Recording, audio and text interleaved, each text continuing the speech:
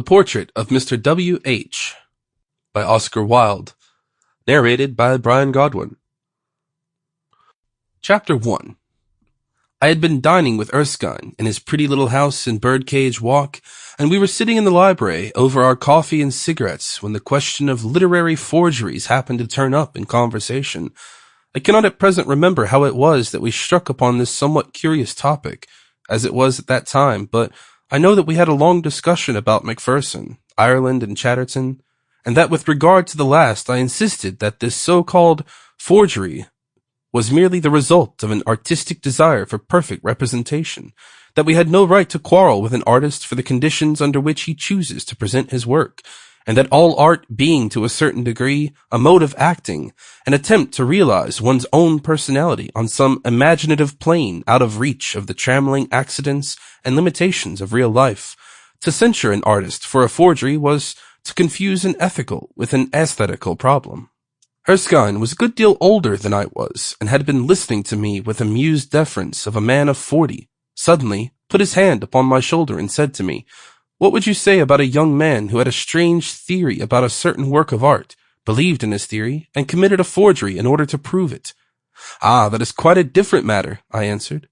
Erskine remained silent for a few moments, looking at the thin grey threads of smoke that were rising from his cigarette. "Yes," he said, after a pause, "quite different."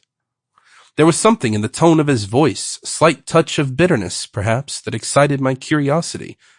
"Did you ever know anybody who did that?" I cried. "Yes," he answered, throwing his cigarette into the fire. "A great friend of mine, Cyril Graham. He was very fascinating, and very foolish, and very heartless.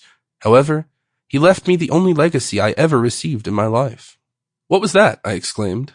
Erskine rose from his seat and going over to a tall inlaid cabinet that stood between the two windows, unlocked it, and came back to where I was sitting, holding in his hand a small panel picture set in an old and somewhat tarnished Elizabethan frame.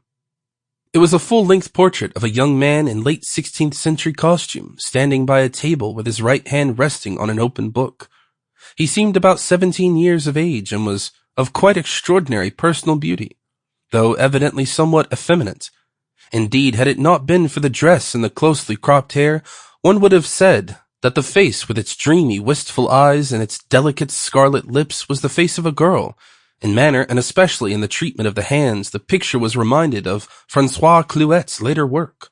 The black velvet doublet with its fantastically gilded points and the peacock blue background against which it showed up so pleasantly, and from which it gained such luminous value of color, were quite in Clouet's style. Sample complete. Ready to continue?